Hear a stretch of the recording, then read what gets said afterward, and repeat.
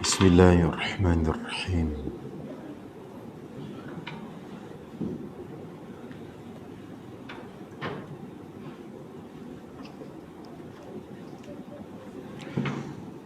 Assalamualaikum warahmatullahi wabarakatuh. Alhamdulillahi rabbil alamin. Wassalatu wassalam ala sayyidil mursalin, habibina wa syafi'ina wa dhukhrina wa maulana Muhammad sallallahu alaihi wasallam wa ala alihi wa ashabihi ajma'in. Subhanaka la ilma lana illa ma 'allamtana innaka antal alimul hakim. Wa la hawla wa la quwwata illa billahil aliyyil azim. Qala rabbi shrah li sadri wa yassir li amri wahlul 'uqdatam min lisani yafqahu qawli. Rabbi yassir wa la tu'assir, rabbi tamim bi khair, alhamdulillah. Amma ba'd. Yang dimuliakan Tuan Imam, Tok Bilal, Tok Siak, yang dihormati Tuan Pengurusi Masjid serta seluruh ahli jawatan kuasa masjid, para pegawai masjid, para tuan guru asatizah, pemimpin-pemimpin masyarakat, muslimin dan muslimat yang dirahmati Allah Ta'ala sekalian. Alhamdulillah, pertama dan selamanya marilah sama-sama kita merafakkan setinggi-tinggi kesyukuran kita kepada Allah kerana dengan limpah dan kurnianya kita masih lagi diberikan kesempatan oleh Allah untuk meneruskan kehidupan sebagai hamba-Nya, dan juga kita bersyukur kerana masih diberikan peluang untuk kembali bertaubat kepada Allah atas dosa yang pernah kita lakukan. Dan juga kita bersyukur kerana Allah Ta'ala telah memudahkan anggota badan kita, hati kita untuk sama-sama kita hadir pada malam ini, tidak lain tidak bukan demi mencari keredaan dari Allah Ta'ala. Jadi insya-Allah malam ini kita masuk perbahasan kitab kita, iaitu kitab Muhimmah, pada membicarakan, pada menyatakan, pada menjelaskan ilmu hadis Nabi sallallahu alaihi wasallam. Sangat-sangat berguna kepada mereka yang ingin berumah tangga, terutamanya diberikan kesempatan. Kalau diberikan kesempatan dapat belajar, maka itu satu keberuntungan. Tak lupa juga kepada mereka yang telah lama ataupun yang masih baru berumah tangga, mudah-mudahan kita dapat manfaat dari apa yang akan diceritakan, akan dibahaskan, akan dibicarakan. Baik, kita masuk kitab kita, masih lagi muqaddimah kita, baris yang pertama lah, muka surat yang kedua kalau ikutkan, dia tak ada nombor, tapi kat sini nombor 2 lah, sebab sebelah dia nombor 3 kan. Baik, bismillahirrahmanirrahim. Qala al-musannif rahimahullahu ta'ala wa nafa'ana bi'ulumihi wa bi barakatihi fid dharain amin ya rabbal alamin.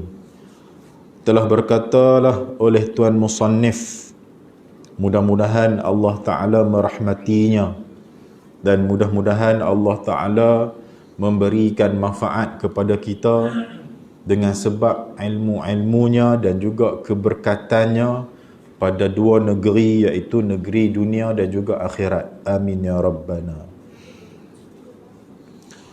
Kata Tuan Musannif,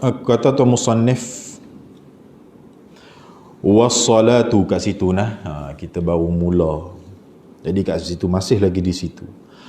Wassalatu wassalamu ala sayyidina Muhammadin khatamin nabiyyin wal mursalin wa ala alihi wa sahbihi ajma'in.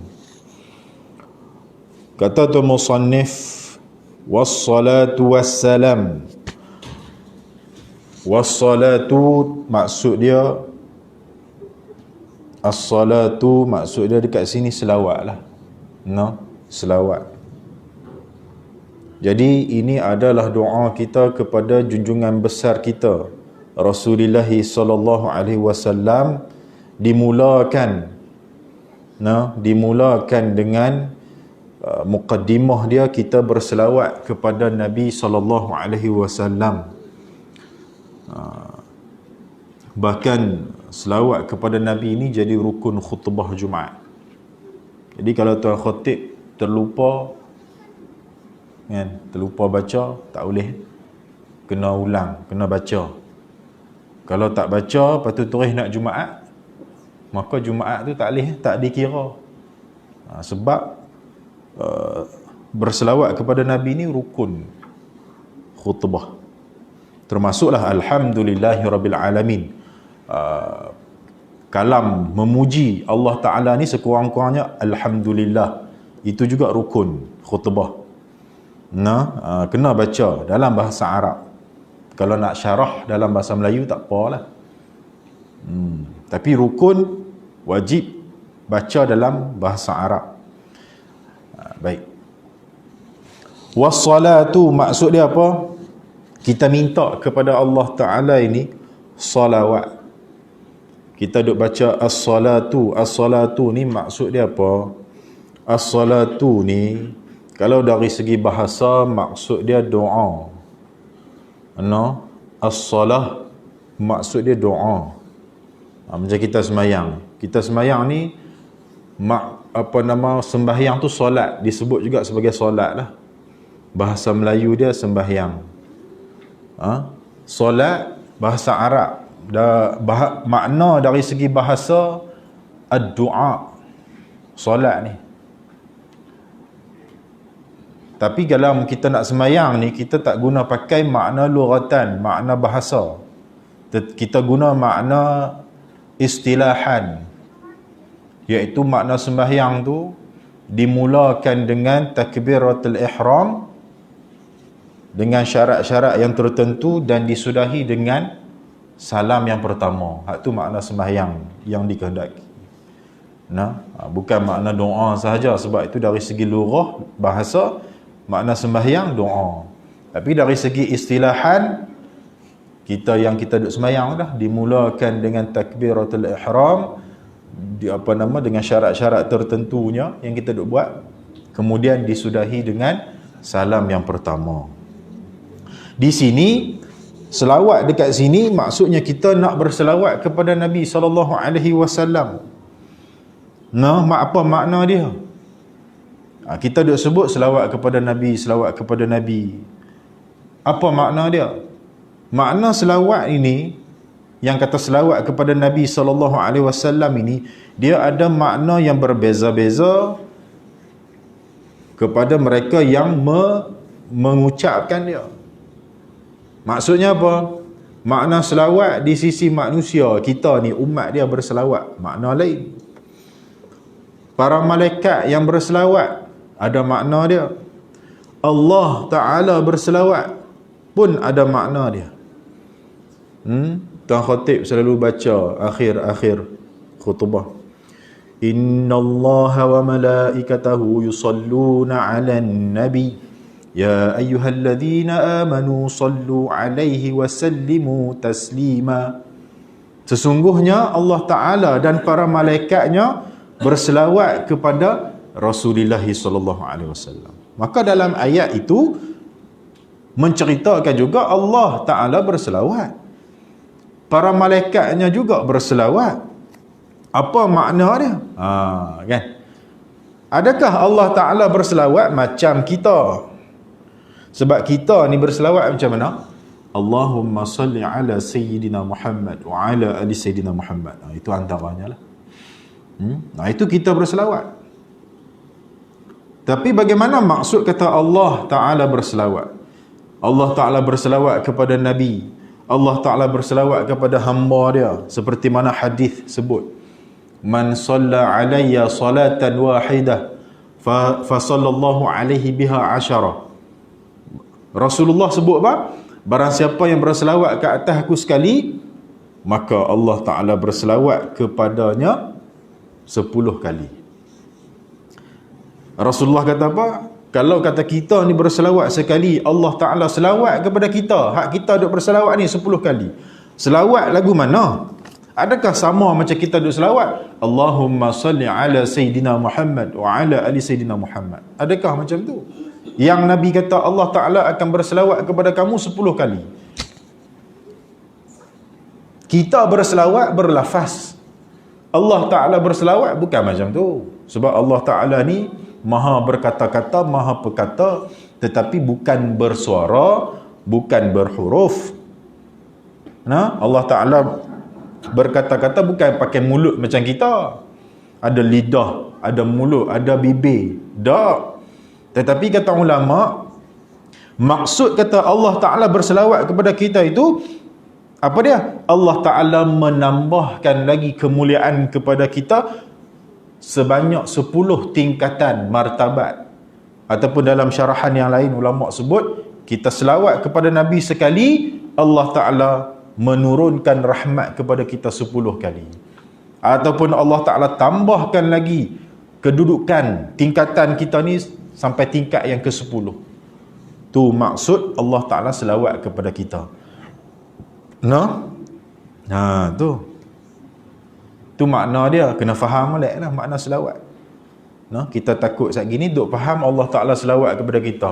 Allahumma salli ala Sayyidina Muhammad. Tak, bukan macam tu.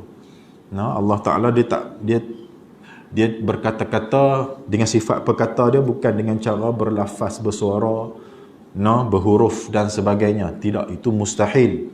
Itu bukan Allah Ta'ala, bukan Tuhan. Kalau kita mengaji tauhid, dia ada perbahasan tentang sifat kalam Allah, sifat perkata Allah, sifat Allah Ta'ala berkata-kata, maha berkata-kata, kan? Macam malaikat Jibril terima wahyu dari Allah Ta'ala tu. Malaikat Jibril dengar Allah Ta'ala baca Quran sebiji-sebiji ke? Yuk. Malaikat Jibril terima wahyu dari Allah bagi kepada Rasulullah sallallahu alaihi wasallam. Adakah malaikat Jibril dengar Allah Ta'ala baca Quran serupa kita nak baca tu? Kalau kita mengaji tauhid, tak. Allah Ta'ala bukan duk baca macam kita duk baca. Bismillahirrahmanirrahim. Malaikat Jibril pun dengar. Ambil wahyu tu, terima, bagi kat Rasulullah. Tak. Kita kena faham. Allah Ta'ala maha berkata-kata, maha perkata, tapi bukan bersuara, bukan berhuruf. Tidak menggunakan mulut, bibir, lidah dan sebagainya. Tapi macam mana malaikat Jibril faham? Malaikat Jibril faham, dia nak mudah faham ya. Guru saya bagi contoh lah. Lampu isyarat. Lampu isyarat. Lampu isyarat warna merah. Apa maksud dia, yuk? Berhenti betul tak? Dia ada abang kita suruh berhenti. Lampu isyarat tu dia abang kita tak? Berhenti. Tak. Tapi bila kita nampak lampu merah, kita faham. Itu membawa maksud berhenti. Tengok warna hijau, kita faham. Suruh jalan. Tapi dia tak suruh. Tunggu apa lagi, jalan lah. Dia tak kata lagu tu. Tapi bila kita faham, maka malaikat Jibril seolah-olah begitulah maksudnya. Malaikat Jibril faham wahyu dari Allah Ta'ala tu. Maka hak kita dapat hari ni lah, Quran tu. Jangan kita duk rasa Allah Ta'ala duk bisik kat malaikat Jibril ke? Kan? Kan? Maha suci Allah Ta'ala daripada sifat-sifat kekurangan. Baik. Itu selawat. Jadi Allah Ta'ala selawat kepada Nabi tu dalam erti kata apa? Allah Ta'ala menambahkan, memuji Nabi di depan para malaikat, menurunkan rahmat kepada Nabi, menambahkan lagi. Sebab apa? Allah Ta'ala menambahkan lagi kemuliaan dan keagungan Rasulullah itu. Sebab apa? Kita bila berselawat kepada Nabi ni, memang kita ada baca Allahumma salli ala Sayyidina Muhammad wa ala ali Sayyidina Muhammad, dapat pahala 10 darajat, 10 rahmat Allah Ta'ala bagi satu selawat. Dapat Allah Ta'ala angkat kedudukan kemuliaan kita ke 10 tingkatan. Kita faham. Tapi kita ni, makna sebenar kita berselawat kepada Nabi itu maksud dia apa? Ulama sebut kita minta apa? Natlubu minallahi ta'ala an yazida sayyidana Muhammadan ta'ziman wa syarafan. Itu maksud dia. Kita minta kepada Allah Ta'ala apa dia? Tambah, supaya Allah Ta'ala tambah kepada junjungan besar kita Rasulullah sallallahu alaihi wasallam ta'ziman, tambah lagi kemuliaan, keagungan dia, wa syarafan, dan juga kemuliaan dia, kebesaran dia. Ta'ziman, kebesaran dia, keagungan dia, syarafan, kemuliaan dia. Maka sebenarnya kita duk baca selawat tu, kita minta kepada Allah, ya Allah, tambahkanlah kemuliaan, tambahkanlah keagungan Rasulullah sallallahu alaihi wasallam ini. Tu. Tu maksud kita berselawat tu. Lepas tu orang tanya, kalau macam tu Rasulullah ni kurang banyak lah, kita duk minta tambah. Betul tak? Kalau kita fikir logik, kata duk doa supaya Allah Ta'ala tambah keagungan, tambah kemuliaan, macam Rasulullah ni tak selamat dah. Kita kena faham kita berselawat kepada Nabi tu untuk kita. Untuk kita memang lagu tu. Tetapi sebenarnya Rasulullah ini, kalau kita tak mau baca selawat kepada dia, satu dunia, contoh, satu dunia ni boykot, tak mau selawat kepada Nabi, Rasulullah tetap kekasih Allah yang confirm masuk syurga. Kalau kita tak mau selawat pun, jangan kita duk rasa aku selawat ni tambah kemuliaan, maksudnya aku tolong Nabi masuk ke dalam syurga. Tak. Kalau kita tak mau berselawat pun, Rasulullah tetap kekasih Allah dan dimasukkan dalam syurga paling tinggi lah. Tapi kata ulama, hakikat sebenarnya bila kita berselawat tu kembali kepada kita. Bila kita berselawat, kembali kepada kita sebenarnya. Memang kita berdoa sebab adab kita dengan Rasulullah sebagai umat dia, yang kata kita cinta kepada dia. Tetapi sebenarnya pahala dan juga kelebihan selawat tu dapat kepada kita semula. Hak tu yang duk suruh selawat sangat tu. Sebab apa? Sebab kita nak bagi kita kata apa? Kita kasih kepada Nabi, kita cinta kepada Nabi dengan cara kita berselawat antaranya. Tambah-tambah ni malam Jumaat, perbanyakkan selawat. Itu malaikat, makna malaikat selawat kepada Nabi, malaikat mendoakan keampunan. Nampak tak? Bukan maksud Nabi tak diampunkan, tak selamat, tetapi sebagai orang kata apa, nak tahu orang kata apa, kedudukan Rasulullah ni, kedudukan dia sangat tinggi sehingga kan malaikat pun doa kan. Nampak tak? Nak cerita Rasulullah ni, nanti mai pula bulan Maulid Rasul lah kan. Baru ustaz-ustaz kita cerita pula. Tu selawat tu. Jadi bila kita baca wassalatu ataupun Allahumma salli ala Sayyidina Muhammad ataupun sallallahu alaihi wasallam ataupun ada selawat-selawat lain, maka kita kena faham sebenarnya kita minta kepada Allah Ta'ala ditambahkan lagi kemuliaan dan keagungan Rasulullah sallallahu alaihi wasallam itu. Itu makna selawat. Wassalatu. Kemudian wassalamu. Selawat dan salam. Salam ni tak tinggal. Wasallimu taslima dalam ayat yang tadi. Allah Ta'ala suruh apa? Ya ayyuhalladzina amanu sallu alaihi wasallimu taslima. Wahai orang-orang yang beriman, berselawatlah oleh sekalian kamu kepadanya, ya Nabi, dan juga ucapkanlah salam kesejahteraan, penuh penghormatan kepada Rasulullah sallallahu alaihi wasallam. Ni apa makna salam pula? Kan? Apa makna salam? Salam ni antara makna dia kesejahteraan, sejahtera, aman. Itu antara makna salam. Jadi bila kita dengan Rasulullah ini, kita mendoakan selawat dah satu. Kemudian kita ucapkan salam. Ni maksud dia apa? Kata ulama, makna dia apa? Natlubu minallahi li rasulihi al-aman mimma yakhafuhu ala ummati. Kita minta kepada Allah bila kita mengucapkan salam Allahumma salli ala Sayyidina Muhammad wa ala ali Sayyidina Muhammad. Lepas tu kita akan sambung. Allahumma salli wa sallim, kan? Allahumma salli wa sallim ala Sayyidina Muhammad. Salim itu amar dia lah.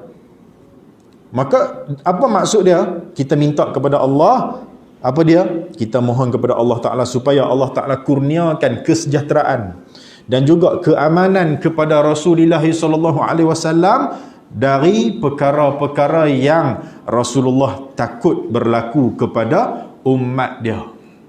Kita minta kepada Allah Ta'ala ini supaya Allah Ta'ala berikan kesejahteraan, keamanan kepada Nabi daripada perkara-perkara yang Nabi takut berlaku kepada umat dia. Banyak, ada beberapa perkara yang Rasulullah pernah minta doa kepada Allah. Ada 3 benda yang Rasulullah pernah minta kepada Allah. Satu benda yang Allah Ta'ala tak makbulkan. Yang pertama, Rasulullah minta apa? Rasulullah minta supaya jangan ditimpa bala, diturunkan bala kepada umat dia seperti umat Nabi Nuh, yang mana habis tinggal berapa orang kisah naik kapal kan, naik bahtera Nabi Nuh alaihi salam. Diceritakan 40 kelamin hak ada dalam kapal itu, ada 40 kelamin. Lebih kurang orang kata satu kelamin 2 orang lelaki bini. Bila 40 kelamin 80 kan. Ni cerita bini seorang lah kan. 40 kelamin maksud dia 80 orang lebih kurang dengan binatang-binatang. No. Kalau orang putih dia ada buat Noh tajuk dia. N-O-A-H. Orang putih buat filem Noh. Kalau tengok kisah mereka tu memang kisah yang nak sama macam kita, tetapi mereka ambil daripada Bible. Saya tak sebut Injil sebab Injil yang sebenar dah tak ada. Yang ada Bible yang telah berlaku perubahan. Ceritalah keturunan sampai Nabi Adam. Dia cerita daripada awal. Nabi Adam dengan Nabi Adam dengan Hawa ni termakan hasutan syaitan yang menyerupai ular, suruh makan buah apa? Buah khuldi kan. Kemudian diturunkan ke dunia. Dalam filem tu dia sebut, dia panggil The Creator. Allah Ta'ala tu lah, The Creator. Sebut sikit The Creator kan. Dia tak berkata God, The Creator kan. Tapi banyak yang ni lah tak sama kan. Tapi nak beritahu kata apa, memang dalam kitab-kitab Bible orang Yahudi, kitab Talmud mereka memang ada cerita kisah Nabi terdahulu. Jangan pelik lah. Sebab tu nama Nabi-Nabi yang dilatinkan, di orang putih kan orang panggil. Nabi Daud jadi David kan. Nabi Daud nama jadi David. Adam jadi Adam lah. Nabi Harun jadi Aaron. Lepas tu Nabi Musa Moses. Nabi Yakub Jacob. Apa lagi? Nabi Yusha bin Nun. Nabi Yusha ni anak murid Nabi Musa. Ketika nak masuk Palestin, ketika Nabi Musa AS dah wafat, yang gantikan dia membawa Bani Israel masuk ke Palestin adalah Nabi Yusha bin Nun. Nabi Yusha ni juga ulama cerita yang teman Nabi Musa jumpa dengan Nabi Khidir di sebuah laut kan. Yang bawa pertemuan Nabi Musa duk jumpa dengan Nabi Khidir tu, Nabi Yusha ni teman. Jadi Nabi Yusha ni kalau nama orang putih dia Joshua. Biasa dengar nama Joshua kan, ada kan. Jadi itu nama tu lah. Nama Ibrahim, Nabi Abraham kan. Kalau malaikat Jibril, Gabriel. Pemain bola Argentina tu Gabriel Batistuta kan. Gabriel. Itulah mereka punya di sisi mereka lah. Sebab tu kadang itu dalam kita punya kitab tafsir ni ada juga riwayat Israiliyat. Israiliyat ni kisah daripada kitab-kitab Bani Israel yang Nabi kata boleh tolak dan boleh terima. Maksudnya kalau tak bertentangan dengan akidah kita, riwayat Israiliyat boleh terima. Tapi kalau bertentangan tak boleh terima.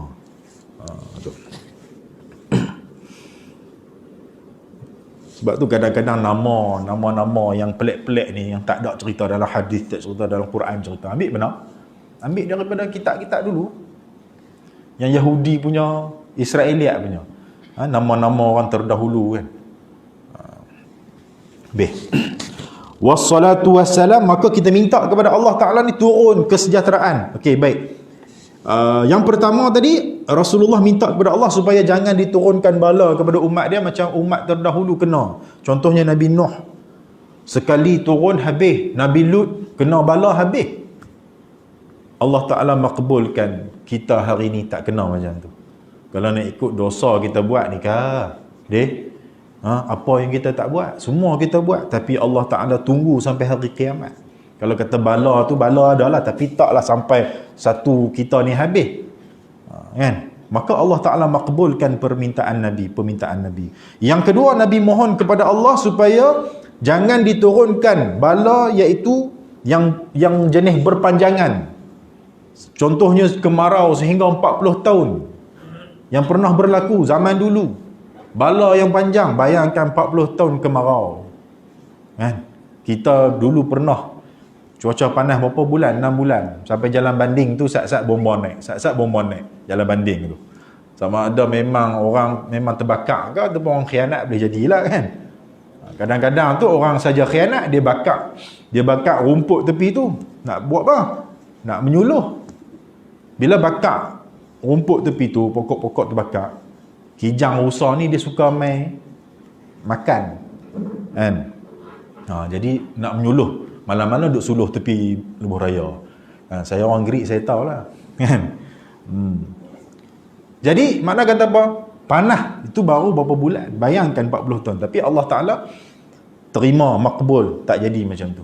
Yang ketiga, Rasulullah minta apa? Bermohon kepada Allah Ta'ala supaya umat baginda tidak berpecah sesama sendiri. Tetapi Allah Ta'ala tidak memakbulkan permohonan ini. Nampak tak? Rasulullah minta dah kepada Allah supaya jangan pecah belahkan umat dia. Allah Ta'ala tak makbulkan. Yang hari ni, apa yang berlaku? Kita berpecah sesama sendiri.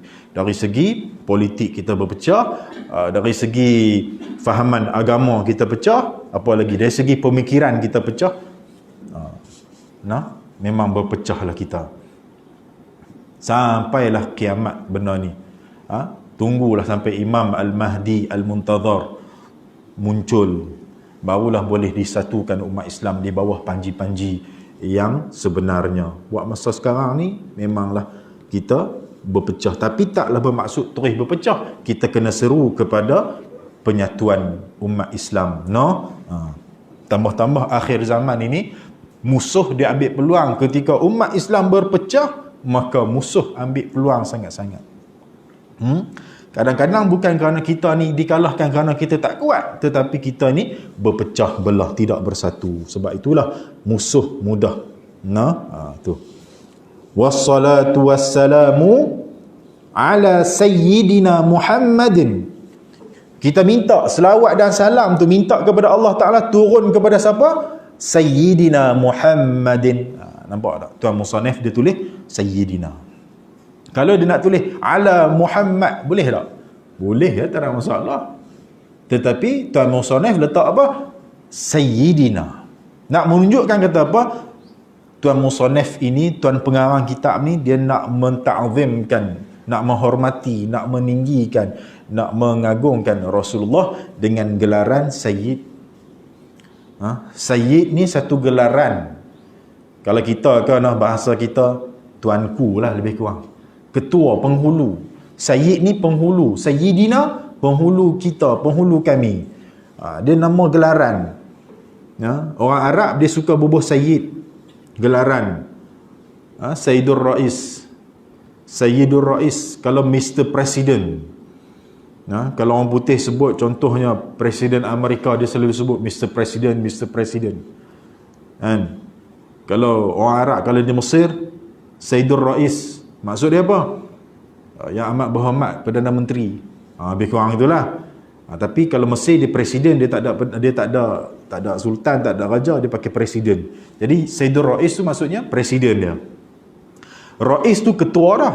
Dia bawah depan pula Sayyid. Sayyidur Rais. Nampak tak? Nak berita kata apa? Panggilan hormat.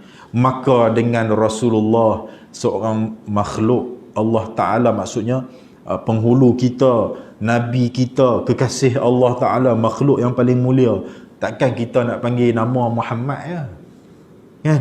Takkan kita nak panggil Muhammad. Dengan orang manusia biasa kita boleh panggil gelaran yang amat berhormat, yang berhormat, Datuk Seri, Tun ke, Tan Sri ke, hak ada Tan Sri, Datuk Sri, Datuk Panglima, oh dia punya banyak kan. Hak belakang lagi AMN, PJK, macam-macam gelaran belakang. Bukan kita salah tu, cuma nak beritahu kata apa, dengan manusia kita boleh hormat, tapi dengan Nabi kenapa kita tak boleh nak hormat? Ada orang duk petikai pula baca Sayyidina bukan boleh, bid'ah. Kan? Dia kalau kita baca, kita sebut di depan luar sembahyang ni, dia tak petikai sangat. Kita duk baca dalam sembahyang. Kan? Kita duk baca tahiyat. Allahumma salli ala Sayyidina Muhammad wa ala Sayyidina Muhammad. Tak boleh baca dalam sembahyang. Batal sembahyang sebab tambah Sayyidina. Kita nak jawab apa? Cikgu? Cikgu? Boleh ke baca Sayyidina dalam sembahyang? Tadi cikgu baca? Tak baca? Allahumma salli ala Sayyidina Muhammad wa ala Sayyidina Muhammad. Selawat dalam tahiyat tu kan, kita tambah Sayyidina. Okey, baik. Kalau orang pertikaikan, sebenarnya ulama' dah bahas lama dah. Tidak ada masalah kita nak baca Sayyidina ataupun tidak dalam sembahyang. Sebab ulama' bahaskan tentang apa Sayyidina ni. Ulama' tak bahaskan tentang sah ataupun batal baca Sayyidina dalam sembahyang. Tak bahaskan pun baca Sayyidina ni batal ke ataupun tak batal. Tetapi yang ulama' bahaskan ialah sunat baca ke, aula baca ke, harus baca ke, makruh baca ke, hak tu ya. Tak ada pun perbahasan ulama' kata baca Sayyidina batal sembahyang. Tak ada. Maka bila kita faham perbahasan ulama' sama ada sunat baca, aula baca, harus baca, maka kita jangan peningkan kepala. Kalau orang tak baca pun tak apa. Sebab warid daripada hadis Nabi SAW, memang bacaan selawat dalam sembahyang tak ada Sayyidina. Mana ada Sayyidina? Betul tak? Tak ada. Maka kalau orang nak baca Allahumma salli ala Muhammad wa ala ali Muhammad, betul. Jangan kita duk salahkan apa ni tak baca Sayyidina ni, tak boleh. Sebab memang hadis Nabi yang ajar kita bacaan tahiyat tak ada Sayyidina. Dan kalau ada orang nak baca pula Allahumma salli ala Sayyidina Muhammad wa ala ali Sayyidina Muhammad, kita tak boleh kata, oi tak boleh ni, bid'ah, dalalah, sesat, masuk neraka. Nampak tak? Tak boleh. Maka kalau kata kita nak baca, baca. Tak mau baca pun tak apa. Macam saya baca dalam tahiyat. Siapa tak mau baca pun tak apa. Kita jangan duk kata apa. Kan? Cuma tanya saya kata bacalah. Sebab memang dalam kita punya disunatkan baca. Sayyidina ni jangan duk pening-peningkan kepala. Kan? Tu. Jadi kita minta selawat dan salam tu turun kepada junjungan penghulu kita Muhammad, Sayyidina Muhammadin. Nabi Muhammad. Nabi Muhammad ni siapa? Khatamin Nabiyyin wal Mursalin. Rasulullah ini siapa? Adalah penyudah, penamat, penghabis segala nabi dan juga segala rasul. Cuma saya nak sebutkan, sekurang-kurangnya dengan Nabi Muhammad ni kita sebut Nabi di depan dia. Sebab itu panggilan, gelaran Nabi tu gelaran hormat dah. Jangan duk panggil Muhammad saja. Orang kafir panggil Muhammad, orang kafir. Sahabat-sahabat ni ya Rasulullah, orang kafir di Mekah ketika itu panggil ya Muhammad. Tu sebab mereka tidak mengakui kerasulan Nabi. Buat apa nak panggil ya Rasulullah? Kan? Dia pun panggil Muhammad ya. Kita jangan. Tapi kalau nak panggil suami Abang Mat tak apalah. Kan? Maka Rasulullah ini penamat, penghabis, penyudah para segala nabi dan rasul. Rasulullah ini penyudah, penamat segala nabi. Jadi timbul persoalan, Nabi Khidir ni orang duk kata hidup lagi ni, macam mana cerita? Cikgu bisa dengar tak orang kata Nabi Khidir ni duk hidup lagi sampai lah ni? Tak bisa dengar? Yuk bisa dengar yuk? Ha? Kalau orang tanya Nabi Khidir hidup lagi ke zaman lah ni? Memang ada perbahasan lah, khilaf ulama. Ada yang kata tak ada dah. Tapi jumhur ulama kata Nabi Khidir ni masih hidup. Bahkan guru saya kalau sebut Nabi Khidir ni cerin bulu roma. Sebab apa? Guru saya biasa pesan. Dia kata kalau kita duduk saja-saja tiba-tiba kita buka cerita pasal Nabi Khidir, maksudnya Nabi Khidir duduk dekat dengan kita.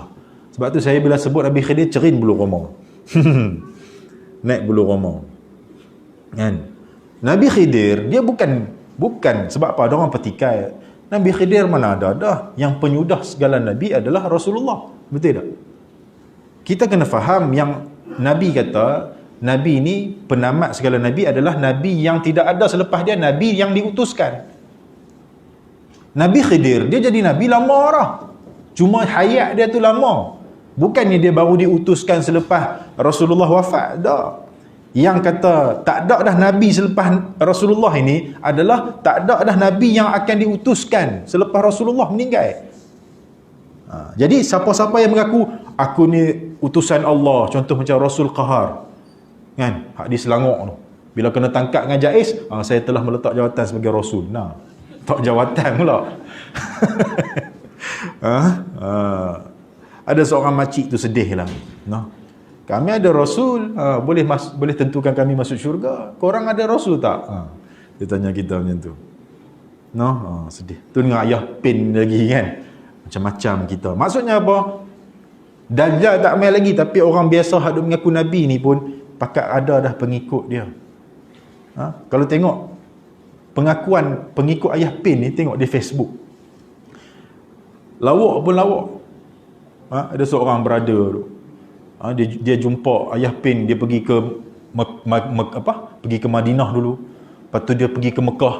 Lepas tu dia masuk ke alam sebalik mata. Dia kata alam Bazrah nama dia. Saya masuk ke alam di sebalik mata, alam Bazrah dia kata. Jadi kat situ saya jumpa ayah pin. Allahu Akbar. Nampak tak? Makna kata akidah kita akhir zaman ni kena jaga sungguh lah. Mengajilah akidah sungguh-sungguh. Kita takut. Nampak macam kita kata takkan hak tu pun percaya, tapi ada pengikut. Ada dia punya orang dia. Maka Rasulullah ini penamat segala Nabi dan Rasul. Tidak ada Rasul yang akan dibangkitkan selepas kewafatan Nabi, tetapi harus kita mempercayai Nabi Khidir ini masih hidup. Tapi kalau orang yang lain tak mau percaya Nabi Khidir masih hidup, pun terpulang. Sebab itu bukan perkara akidah. Nak pegang Nabi Khidir tak ada dah pun tak apa, nak pegang Nabi Khidir masih hidup pun tak ada masalah. Ingat, habis dah. 8.24 dah. Baik. Jadi setakat itu dululah. Baru sebaris tak habis. Allah. Tak apa. Dia mula-mula dia lagu tu lah. Nak cerita, nak uraikan sikit lah. Nanti tak apa dah. Kita berhenti takat tu lah. Thumma qala, kemudian kata, wa ala alihi wa sahbihi ajma'in. Jumpa malam esok ayuk. Jumpa malam esok. Tak apa. Tak ada lupa lagi sebab malam esok jumpa dah. Wala ilma lana illa ma'alamtana innaka antal alimul hakim. Wala hawla wala quwwata illa billahil aliyil azim. اللهم صل على سيدنا محمد وعلى آل سيدنا محمد بسم الله الرحمن الرحيم اللهم افتح علينا فتوح العارفين اللهم فقهنا في الدين وعلمنا التأويل اللهم ادفع عنا البلاء والوباء والغلاء والفحشاء والمنكر والمحن والفتن ما ظهر منها وما بطن عن بلدنا هذا خاصة وعن بلدان عامة إنك على كل شيء قدير وصلى الله على سيدنا محمد وعلى آله وصحبه وبارك وسلم سبحان ربك رب العزة عما يصفون والسلام على المرسلين والحمد لله رب العالمين.